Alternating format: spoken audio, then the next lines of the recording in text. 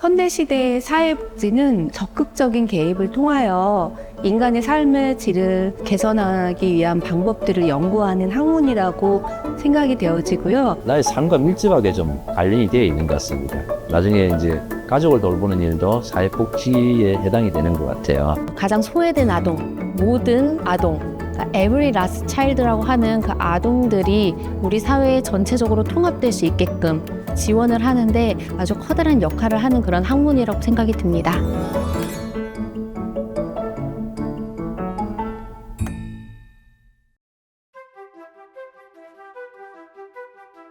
안녕하세요. 저는 세종대학교 공공정책대학원 사회복지학과 26기 한윤실입니다.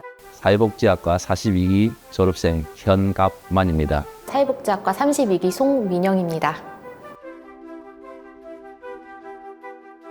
입학을 결심하게 된 시기쯤에 출산 및 육아로 경력 단절로 한 10년 넘게 있었던 차에 내가 전문가로 다시 일하고 싶은데 어떻게 하면 될까라는 고민이 많았던 것 같아요. 그래서 저는 아동 청소년 쪽에 관심이 많아서 아동 청소년 관련 분야의 전문가가 되고 싶었거든요.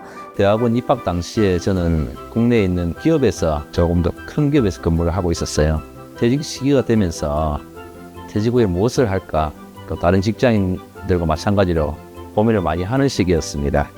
보육 현장에서 업무를 이어오던 중에 6년차 시기에 일상의 환기를 위해서 입학을 했습니다. 물론 업무적인 배움의 욕구도 컸습니다. 아이들의 가정 상황이나 그 환경을 더 잘 이해한다면은 교육이나 돌봄, 상담 등을 더 잘 실천할 수 있을 거라고 생각했기 때문입니다. 상담하는 데 있어서 도움 많이 되는 것 같아요. 상담 기술, 가족 상담 이런 수업들은 지금 현재 주간보호센터 운영을 하면서 활용을 잘 하고 있고요.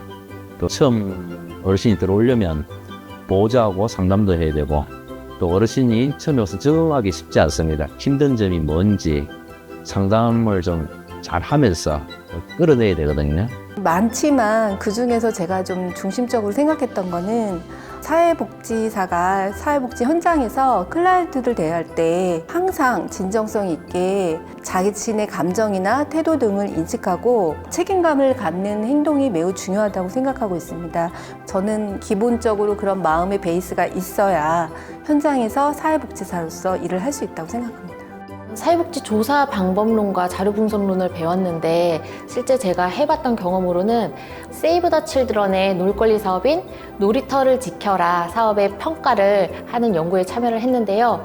놀이가 아이들의 삶이나 지역사회에 긍정적인 영향을 미쳤다라는 것이 실제적으로 이제 데이터화해서 나타냈고 그것에 대한 매력을 아주 크게 느껴서 제가 직접 그 NGO 현장으로 들어가서 한번 업무를 해봐야겠다라는 생각을 갖게 되기도 했습니다. 현대시대의 사회복지는 적극적인 개입을 통하여 인간의 삶의 질을 개선하기 위한 방법들을 연구하는 학문이라고 생각이 되어지고요. 독거 노인이 방 한 칸에서 힘들게 생활하시는 분들이 많이 있습니다. 자기가 뭐가 누릴 수 있는 권리가 있는데도 불구하고 찾지 못하시는 분들이 많더라고요. 사회복지라는 것은 자기가 받을 수 있는 권리를 찾도록 해주는 학문이지 않나 그런 생각이 듭니다.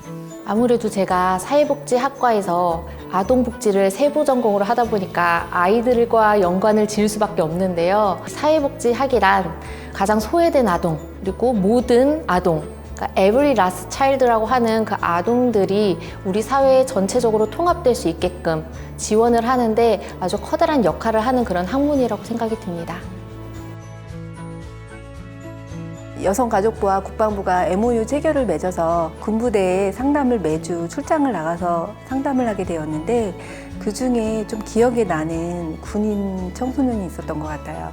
저한테 오는 친구들은 거의 군부대에 적응을 못해서 힘들어하는 친구들이었는데 그중에 그 친구가 군부대 적응도 어려워했고 선임과의 관계에서도 원만하지 못하고 우울하다고 하고 불안한 상태였는데 저하고 일주일에 한 번씩 만나면서 자기 이야기를 하고 선임과의 관계가 좋아지려면 어떻게 해야 되는지도 이야기 나누고 차츰차츰 좋아지면서 나중에는 이제는 진로 상담도 해주세요 라고 말할 정도로 건강해졌었어요. 그래서 그 친구가 했던 말이 되게 기억에 남는 게 선생님 일 언제까지 하실 거예요? 라고 물었어요. 그래서 왜요? 그랬더니 저처럼 힘든 친구들을 선생님이 많이 만나주셨으면 좋겠습니다.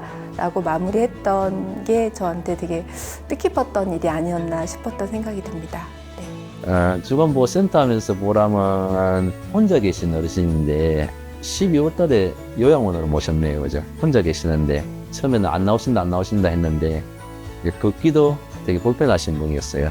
처음에 오셨을 때 제가 집에 가서도 한 2주에 한 번씩 청소도 해주고 빨래도 해주고 이랬었거든요. 아드님이 직접 돌볼 수 없는 상황이었어요. 요양원에 이제 의논하고 나서 모시고 나서 아드님이 고맙다고 저한테 2번이나 전화를 주시더라고요.